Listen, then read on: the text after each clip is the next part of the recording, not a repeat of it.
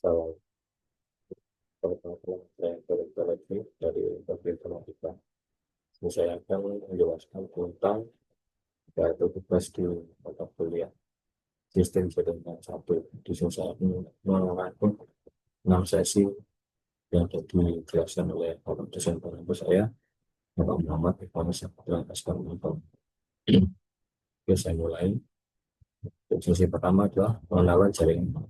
Jenis jaringan berdasarkan ukurannya mulai dari jaringan rumah kecil, kantor rumah kecil, atau seluruh jaringan menengah besar hingga jaringan seluruh dunia seperti internet. Perbedaan utama adalah lokal area network atau LAN dan web area network atau WAN.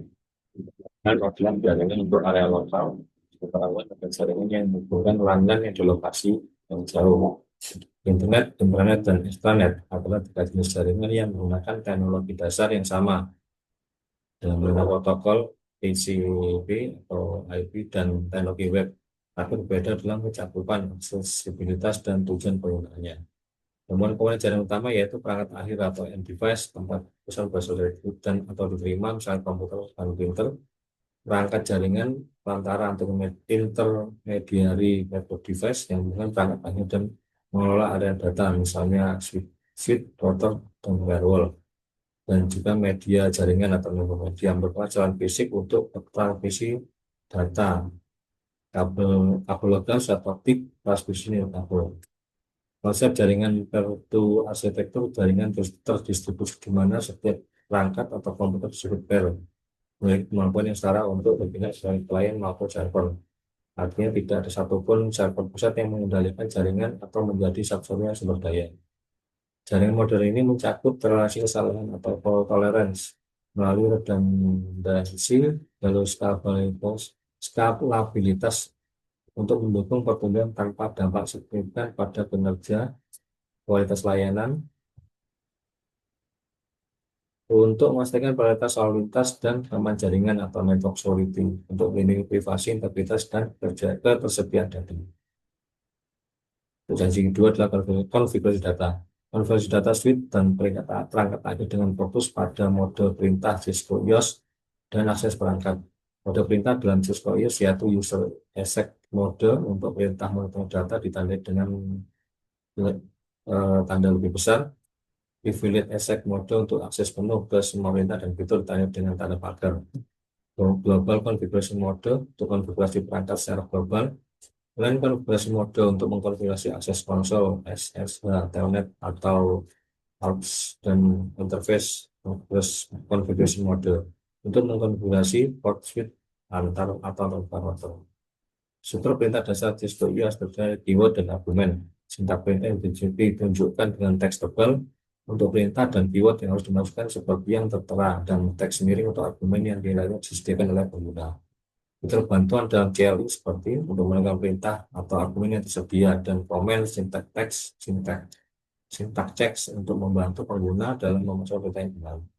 Manfaat menggunakan CLI dibandingkan GUI atau Graphical User Interface ditekankan terutama untuk perangkat jaringan, karena stabilitas dan kontrol yang lebih besar ditawarkan oleh CLI. Sistem operasi pada PC dan perangkat jaringan berbasis CLI serta berbagai metode akses ke perangkat Cisco IOS, konsol, port fisik, dan komunikasi awal. Cell untuk koneksi CLI jarak jauh yang aman, metode yang komunikasikan, dan telnet untuk koneksi CLI yang jauh yang tidak aman karena data dikirim dalam rantai. Program emulasi terminal seperti PUTPY, Veratron, dan Secure CRT yang digunakan untuk perangkat jaringan melalui konsol dan koneksi SSH atau telnet, dan cara berinteraksi untuk dan mengkonfigurasi perangkat jaringan Cisco melalui analoga basis perintah. Untuk versi ketiga adalah protokol dan model. Protokol dan model. Konsep dasar protokol sebagai aturan yang mengatur komunikasi bahwa komunikasi yang efektif memerlukan tiga elemen penting: pengirim, penerima, dan saluran.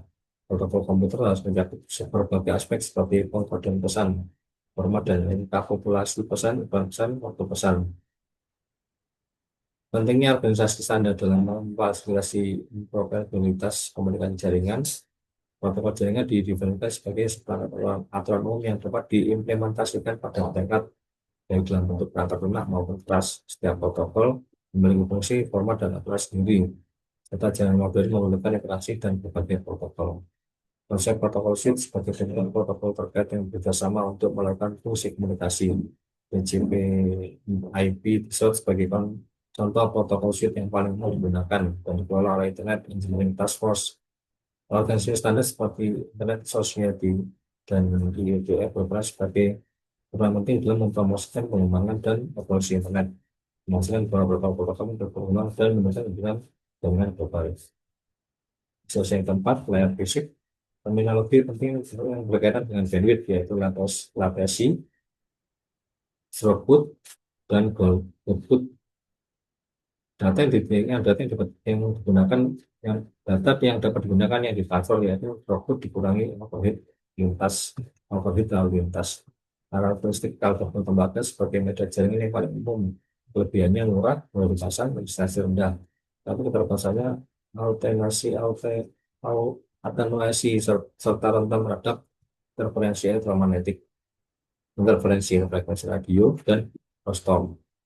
Jenis gambar keluarga termasuk Initial Twisted Pair sebagai jaringan media paling umum yang dialih dengan konektor RJ45, digunakan untuk menghubungkan host dan perangkat jaringan perantara. Karakteristik kunci UPB seperti jumlah pilihan per inci untuk mengurangi crosstalk dan kebutuhan akan pilihan berpasangan. Selain itu, Twisted Seal pair yang lebih mahal dan sulit dipasang, sehingga memberikan kabel koaksial yang banyak digunakan dalam untuk antena wireless dan aplikasi kabel TV. Untuk media satelit optik yang mentransmisikan sinyal berbentuk cahaya menjadikannya pilihan yang lebih baik untuk transmisi data dalam jarak jauh dan pada bandwidth yang tinggi. Keunggulannya meliputi kekebalan terhadap IMI dan potensi jarak yang lebih jauh dibandingkan kabel lembaga. Ada dua jenis satelit optik utama, yaitu single mode fiber dan untuk jarak jauh dan multi mode fiber jarak pendek. Media wireless seperti media kabel yang bawa sinyal elektromagnetik, keunggulannya adalah fleksibilitas dan mobilitas. Namun terbatasnya seperti jangkauan area, interferensi, keamanan, dan media bersama. Untuk standar IEEE, WiFi, ini untuk standarnya. Untuk karakteristik layar fisik dalam mode OSI termasuk pengkodian atau encoding yang mengubah aliran bit menjadi format yang dikenali. Penyalaan yang merepresentasikan nilai bit pada medium fisik dan bandwidth sebagai kapasitas medium untuk membawa data. Sesi 5 dalam merancang pengalamatan jaringan. IP address versi 4 berdasarkan oleh Internet Assigned Number Society dan terdiri dari 30 bit menggunakan sistem bilangan biner dan desimal. IP address dibagi menjadi dua bagian, yaitu network ID dan host ID. Ada tiga jenis utama ID, yaitu kelas A, B, dan C, yang dibedakan oleh porsi network dan host serta subnet mask defaultnya. Selain itu ada konsep prefix line yang sebagai penulisan singkat dan dari subnet mask yang menunjukkan jumlah bit satu pada subnet mask.